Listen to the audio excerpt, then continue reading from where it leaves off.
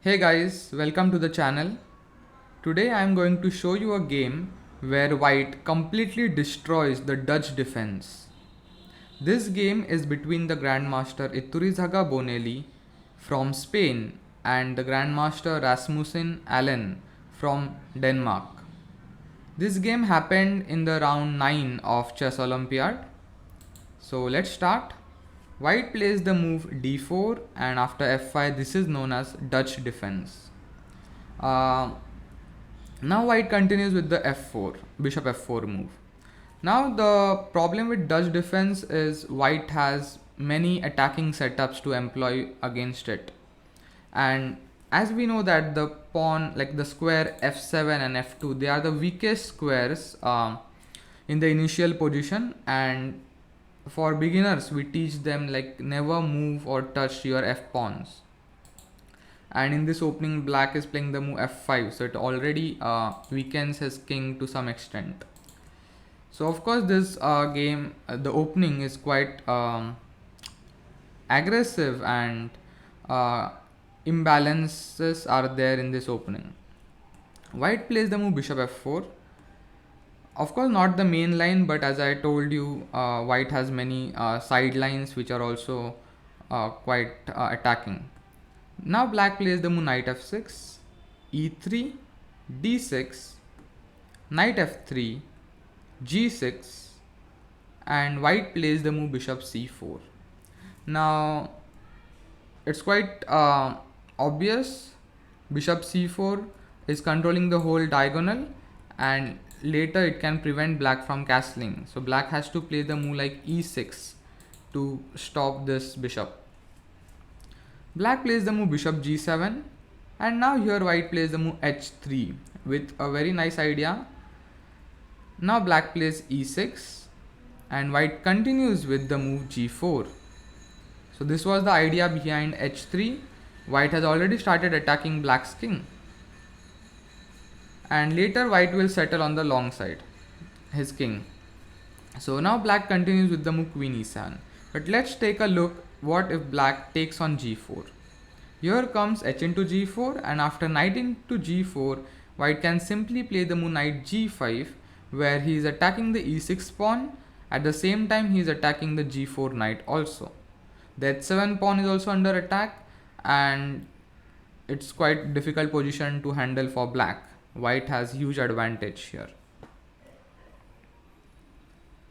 So after g4 black plays queen e7. This is the best move for black, and now white continues with the move knight c3. Normal development. Black plays knight bd7 and white continues with the move bishop b3. So this is a prophylaxis against the move knight b6. Now here black continues with the move e5, and here he goes wrong.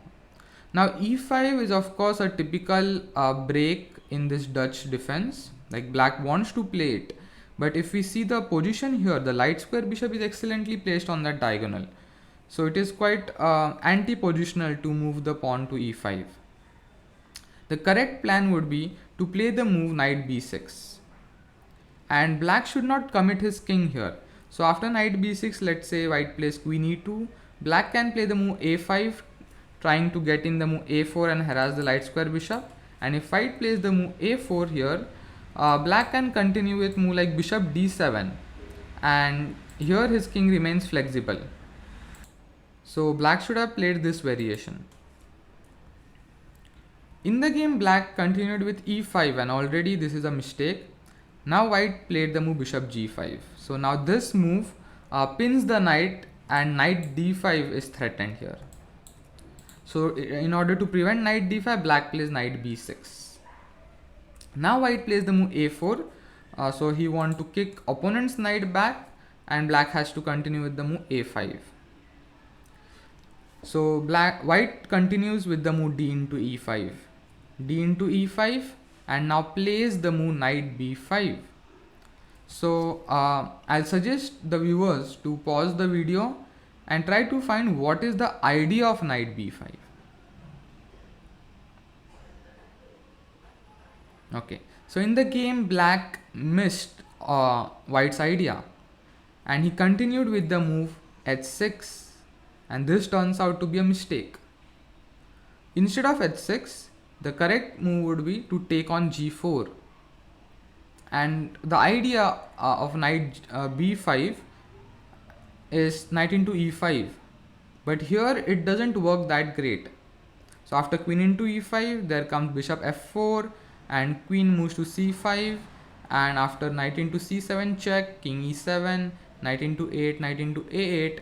I understand that such positions are very difficult to evaluate without the engines, because if we see black has two knights for the white's rook, but at the same time black is pawn down and black has his king in the center.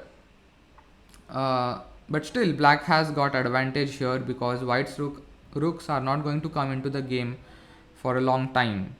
So black is clearly better in this position.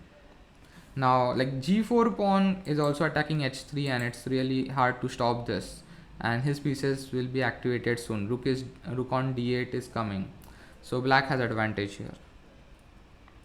So f into g4 was the correct move, but in the game black played h6, and this turns out to be a mistake. Now white continued with his idea knight into e5, but the more stronger continuation was available, that was knight h4. So h6 move weakened the square g6, and we take advantage of it. And after h into g5, knight into g6, queen c5, knight into h8, bishop into h8. And what will you play in this position for white to maintain the advantage? Pause the video and try to find the move. White has got only one move in this position to maintain his advantage, otherwise black will equalize, and that move is to play the move h4. And here he'll manage to open up his rook, and this is winning position for white. But in the game he continued with knight e5, and this is enough to win the game. Black if takes on e5, he didn't take in the game. There comes the same trick, bishop f4, queen c5, and not knight into c7, because there black is achieving equality, but bishop into c7. So we are threatening mate on d8 first of all, and when black blocks the queen's way to d8, now we will play our bishop on d6, attacking the queen, and we are threatening knight c7 check. So if queen moves, now we have to first play the move f3 because queen was attacking our rook, and black's king is in the center, and lot of dangerous threats are there. Knight c7 check is already there, and white is completely better in this position.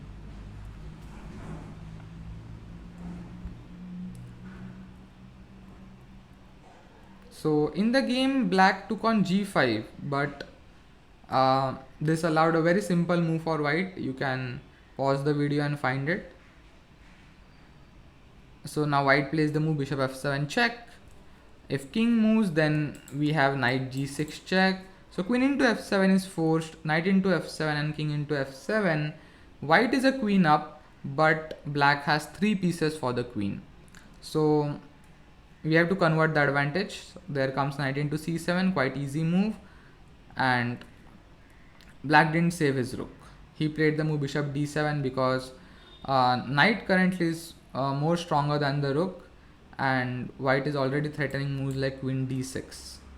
So black played the move bishop d7, and there already comes queen d6. As I told, we are not taking on a8 right away. Black played knight c8, queen c5, rook b8, and long castle. So now our rook is activated. Black also developed his rook on d8. There comes g into f5, g into f5, and rook g1, trying to activate the other rook also. Now g5 pawn is hanging.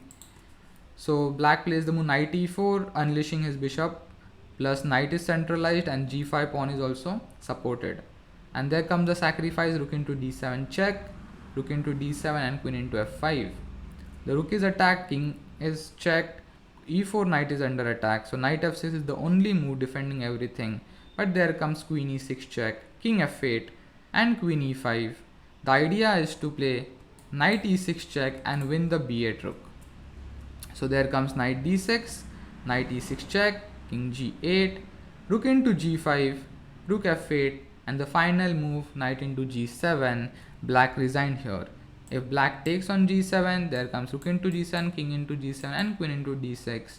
White has lot of pawns here and he's easily winning. So this was a nice crush.